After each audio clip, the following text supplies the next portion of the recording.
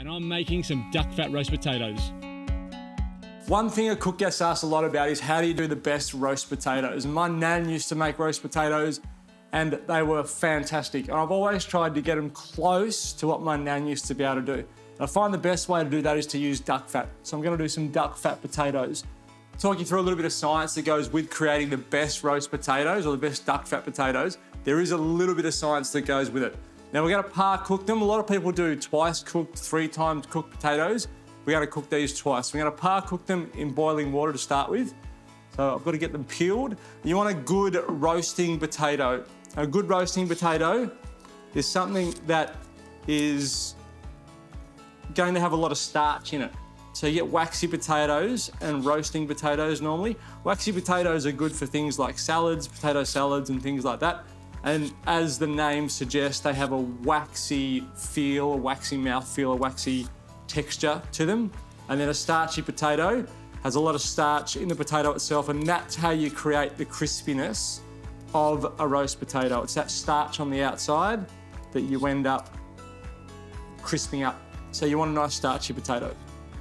So do a check before you go to the supermarket, find out what the best, or even when you get to the supermarket, you should be able to ask someone there at the market, what is the best roasting potato you can get, or the best starchy potato you can get. So I'm just gonna peel these.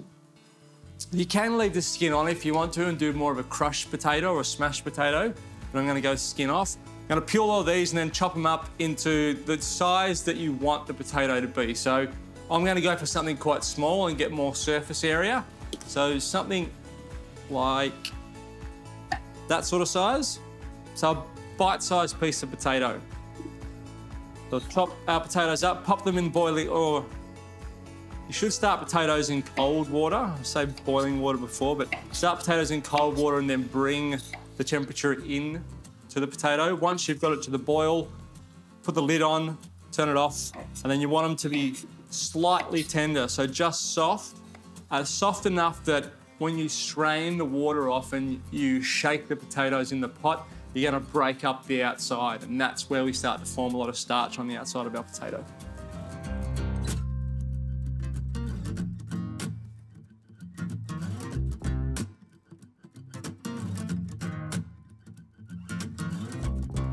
You want to cook the potatoes until you can pierce them with a knife pretty easily. So that, I'll try and grab one so you can have a look. So you can see where it's been cooked. Around the outside, it's still firm in the middle, but that outside has been cooked enough that we're going to be able to break it up. So I'll strain these potatoes and then give them a really good shake with the lid on, and you'll see that starch start to come off the outside. You can see on the knife here where we've been cutting the potato, this white residue that's left on the knife, that's the starch that we're trying to get out of the potato on the outside of the potato so that we can crisp it up.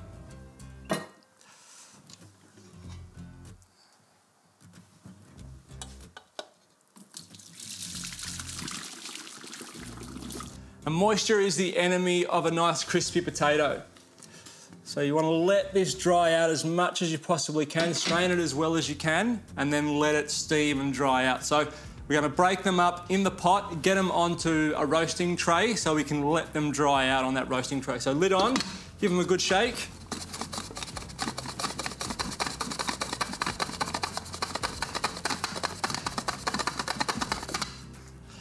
You'll see they've started to break up on the outside, and that broken up pieces of potato which have got the starch in it, that's what's going to go all crispy. So that every potato has that starch sitting around the outside and is broken up.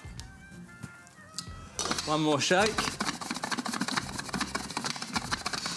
All right, they can come out into our roasting tray and just let them dry out as best we possibly can. Spread them out. All that steam coming off is moisture out of our potatoes. And like I said, moisture is the enemy. You want them to be nice and light and fluffy inside, and the best way that you're going to do that is by drying out the potato as much as you possibly can. While it's steaming, let it sit there and do its thing. Once that steam has stopped, we can add our duck fat and get them into the oven. The steam has finished coming off our potatoes, which means they've dried out as much as they're going to. So now we have to put them through the roasting process. Duck fat. One of the other things that duck fat's really good for is practicing quenelles. So if you are someone who wants to learn how to quenelle, duck fat is a really good texture to practice quenelles. All right, you want a decent amount of duck fat.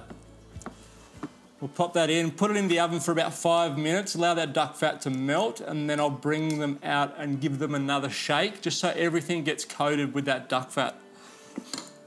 And then roast them at about 180 to 200 degrees for about 35 to 45 minutes. And you'll watch them go golden and crispy while they're in there. Give them a season. This is where you can add seasonings if you want to. If you want to put some rosemary salt or thyme salt or something like that, you can do that. So I'll give that 5 minutes in the oven, bring it out, give it a little shake so it's nicely coated, and then back into the oven.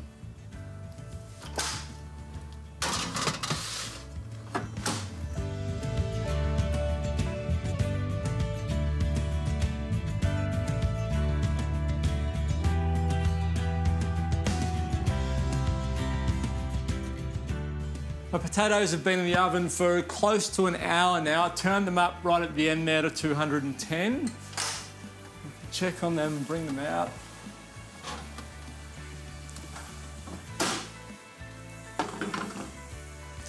So starting to colour, which is great. Give them another stir around to coat them in that duck fat. And they'll probably go in for another 10 more minutes just to finish them off.